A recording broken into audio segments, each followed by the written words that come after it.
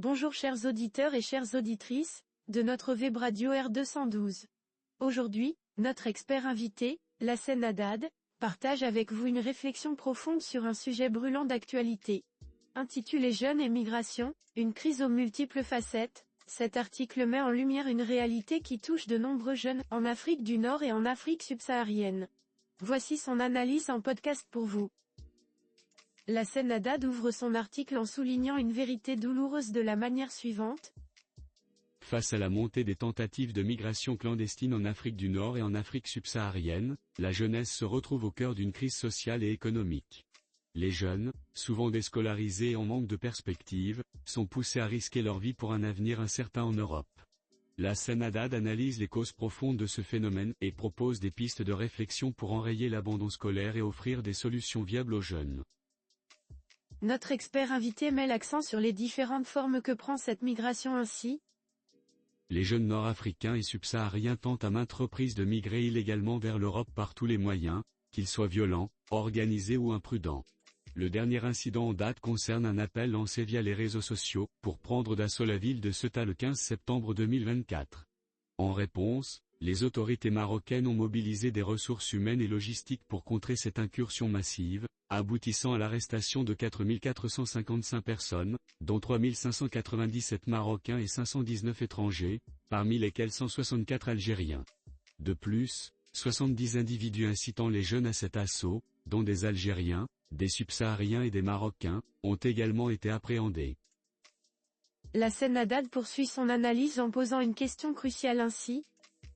Au-delà du débat politique enflammé que cette question a suscité en Afrique du Nord, une question plus pressante se pose: pourquoi tant de jeunes issus de pays comme l'Algérie, la Mauritanie, le Maroc, la Tunisie et l'Afrique subsaharienne prennent-ils le risque de s'engager dans un périlleux voyage qui mène souvent à la noyade et à la mort?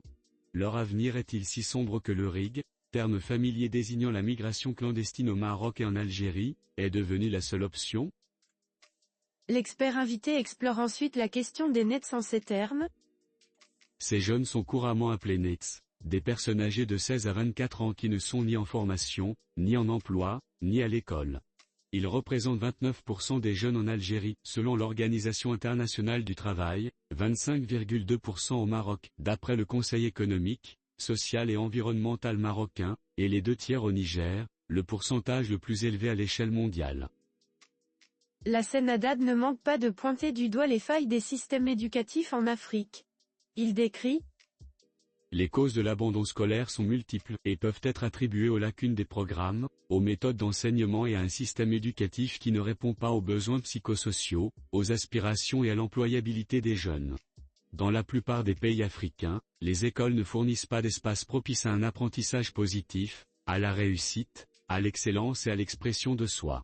Les systèmes éducatifs manquent d'une approche axée sur le développement des compétences psychologiques, sociales et de vie, telles que la gestion des crises, l'intelligence émotionnelle, la résilience, la pensée critique, la gestion du temps, la communication, l'établissement de relations sociales saines et le soin de soi.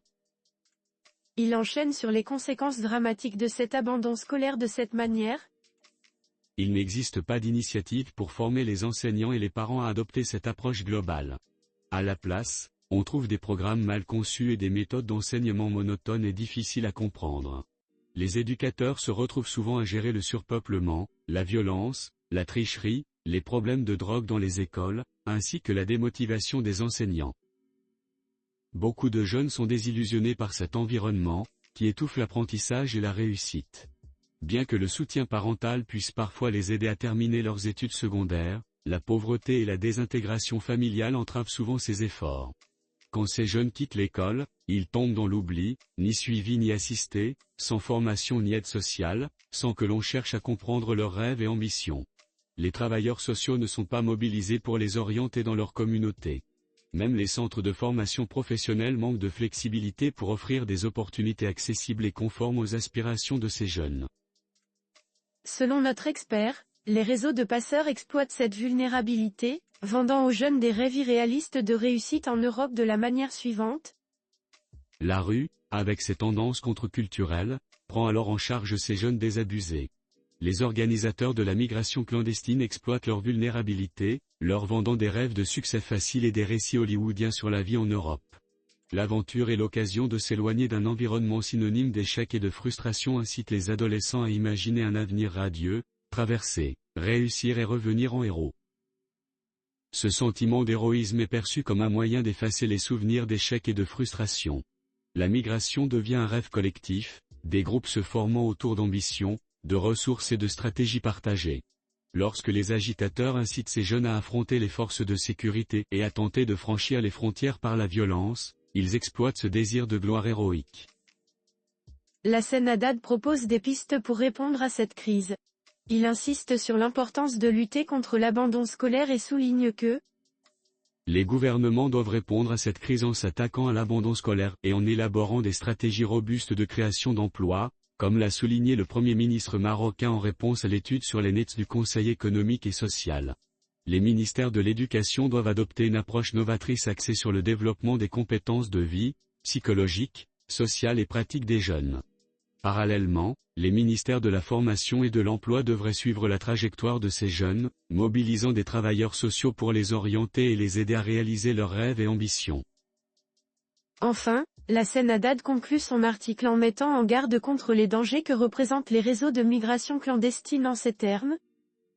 Cette approche aidera les responsables de la sécurité à lutter contre les passeurs, les trafiquants d'êtres humains et les réseaux de migration clandestine.